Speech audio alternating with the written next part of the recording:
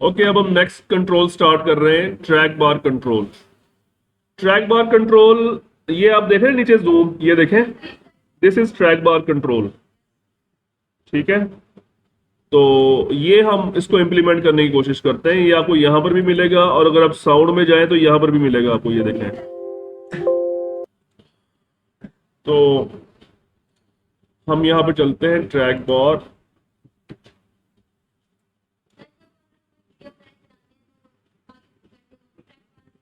हाँ हाँ बिल्कुल, वीएलसी प्लेयर चलाते हैं आप? मैं तो वही यूज करता हूँ। तो वीएलसी प्लेयर या कोई भी वीडियो प्लेयर है, उसमें भी ये वाली बार होती है। ठीक है, तो अब हम इसकी सेटिंग करते हैं, ये कैसे अप्लाई होगा। सबसे पहले जी, मैक्सिमम कि कहाँ तक जाना चाहिए, मतलब मैक्सिमम से मुराद ये है कि अभी वैसे अगर आप इसको रन करें तो ये फंक्शनल है इस वक्त, ये देखें। मैक्सिमम का मतलब ये कि जब यहां पे मोस्ट राइट पे पहुंचेगा, जहां से आगे नहीं जा सकता, यहां पहुंच के इसकी वैल्यू क्या होनी चाहिए।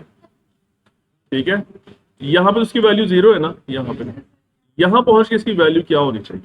ठीक है, मिनिमम तो यहां पे ऑब्वियस है, जीरो ही है, लेकिन मैक्सिमम की वैल्यू क्या देनी है। बल्कि मिनिमम देखें, ये जीरो दिया हुआ है और मैक्सिमम 10 है। ठीक है, और अगर आप इसको काउंट करें, कितने ही है ये, मेरे ख्याल में 10 ही है, ये जो पॉइंट्स लगे हुए हैं। ठीक है, तो ये आप अपनी मर्जी से कम ज्यादा कर सकते हैं, मिनिमम और मैक्सिमम।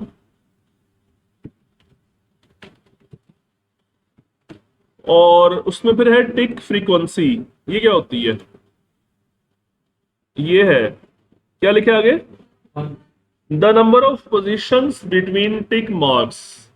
ये टिक मार्क्स लगे हुए हैं ना, ये इसके दरमियान कितनी पोजीशंस होनी चाहिए। अभी 1 है, अब इसको फॉर एग्जांपल 5 कह देते हैं। तो अब देखें कोई चेंज आया, ये देखें आप, रन करके देख लेते हैं, चेंज आया। ये जो टिक मार्क नहीं नजर आ रहे, ये देखें छोटे छोटे ग्रे कलर के हैं, ये यहां से डायरेक्ट इधर जा रहा है। अच्छा, ये दरमियान में भी मूव कर रहा है, ये देखें, दरमियान में मूव कर रहा है। लेकिन अगर आप इसको डायरेक्टली मूव करना चाहते हैं, एरो की से भी मूव हो जाएगा ये। लेकिन सिर्फ डिफरेंस जो आया ना, वो टिक मार्क्स गायब हो गए दरमियान वाले। मैं दोबारा आपको दिखाता हूँ, अगर 1 कर दें जो बाय डिफॉल्ट ये था, अब देखें जरा टिक मार्क्स कैसे लगे हुए हैं, ये देखें, नहीं नजर आ रहे। अच्छा,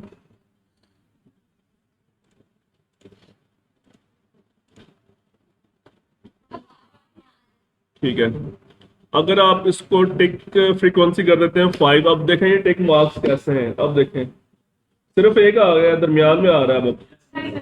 ठीक है, अगर मैं 2 लिख देता हूँ फिर क्या होता है, अब 2 के डिफरेंस से आ रहे हैं। ठीक है, 3 लिख देता हूँ, 3 के डिफरेंस से आ रहे हैं। टिक फ्रीक्वेंसी इसे हम कहते हैं। ओके, और लार्ज चेंज और स्मॉल चेंज, इसका मतलब क्या होता है। लार्ज चेंज ये है 5, और ये स्मॉल चेंज है, ये 1 है। ठीक है, देखें क्या लिखा है, the number of position the slider moves in response to mouse clicks or the page up and page down keys.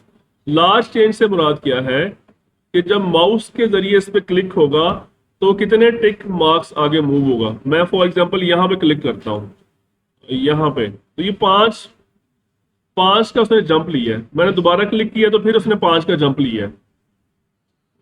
ये देखें, ऐसे ही है ना। और या मैं कीबोर्ड से पेज डाउन या पेज अप प्रेस कर रहा हूं तो तब भी ये 5 का जंप ले रहा है ये। So this is large change.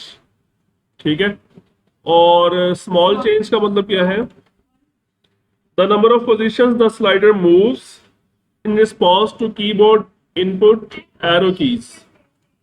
Arrow keys press करने से ये कितने पॉइंट मूव होता है, ये बात समझ आ गई। तो ये भी आप चेंज कर सकते हैं। ठीक है, और वैल्यू प्रॉपर्टी से क्या पता चलेगा, आप उसकी पोजीशन, कि इस वक्त वो कहां पर है। ठीक है, तो हम इसके ऊपर एक छोटी सी एग्जांपल लेते हैं। एक और इसका इवेंट भी है स्क्रॉल, वो भी देखते हैं। पहले हम वैल्यू प्रॉपर्टी देखते हैं, बल्कि ये दोनों हम इकट्ठे ही देखते हैं। इसका इवेंट है स्क्रॉल, ये वाला। इस पे क्लिक करें। स्क्रॉल का मतलब क्या है? जैसे ही वो चेंज होगा, एक टिक मार्क से दूसरे टिक मार्क में जाएगा, उसको हम स्क्रॉल कहते हैं। ठीक है, तो हम ऐसा करते हैं कि हम यहां पे रख देते हैं एक लेबल। दिस इज लेबल, और हम इसका ऑटो साइज फॉल्स कर देते हैं। Border style fix single.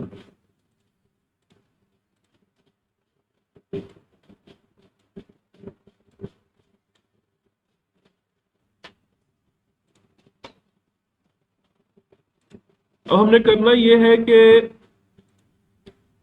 जब यूजर इस ट्रैक बार को मूव करेगा, एक पॉइंट से दूसरे पॉइंट पे जाएगा, तो ये जो लेबल वन है ना, इसका फॉन्ट चेंज होगा, फॉन्ट साइज चेंज होगा इसका। तो हम ऐसा करते हैं कि लेबल वन डॉट फॉन्ट, इसको एक ऑब्जेक्ट में कॉपी कर लेते हैं। ठीक है, और एक नया फॉन्ट क्रिएट करते हैं, न्यू फॉन्ट। उसका जो नाम है वो वही होगा जो हमने लेबल का फॉन्ट उठाया है, और उसका size new font dot size plus, ये प्लस हम बाद में देखते हैं, न्यू फॉन्ट डॉट स्टाइल। अच्छा, इस पे एरर क्यों आ रहा है? अच्छा, न्यू फॉन्ट नहीं आना, यहाँ पे फॉन्ट आना है। कि जो लेबल का फॉन्ट उठाया ना, सेम वही चीज हमने न्यू फॉन्ट को साइन कर दी, सेम वही चीज। अब हमने करना ये है कि वो जो ट्रैक बार की वैल्यू उठानी है, और वो इस साइज के अंदर हम ऐड करेंगे। साइज जो है बेसिकली फ्लोट वैल्यू, आप देख सकते हैं। और जो ट्रैक बार से वैल्यू आ रही है डॉट वैल्यू, ये किस टाइप की वैल्यू है? ये इंट है, ये देखें आप। तो हमें इसको फ्लोट में कन्वर्ट करना पड़ेगा। ठीक है, फ्लोट में कन्वर्ट करने के बाद इसको एक वेरिएबल में रखते हैं। इसको हम नाम रखते हैं इंक्रीमेंट, रख ले नाम, या जो भी आप नाम रखना चाहते हैं। इस इंक्रीमेंट को आप कर दें इसमें ऐड।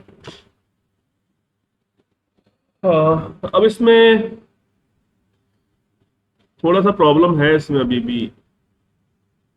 अभी फिलहाल आप ऐसा करें कि ये जो इसका है ना, इसका साइज कितना आ रहा है अभी? 16 है ना। हम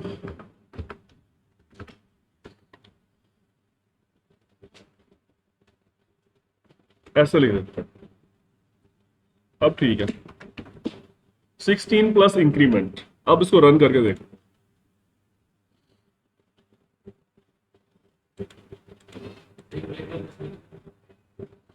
हाँ, लेबल को असाइन भी करना था ना। Label one dot font is equal to new font. ठीक है, असाइन नहीं किया था हमने। ये देखें चेंज हो रहा है कुछ फॉन्ट साइज।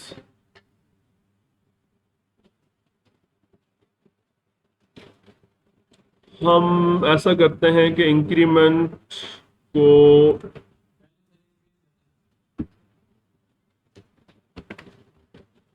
टू से मल्टीप्लाई कर देगा, डिफरेंस ज्यादा बेहतर नजर आएगा। क्या हुआ?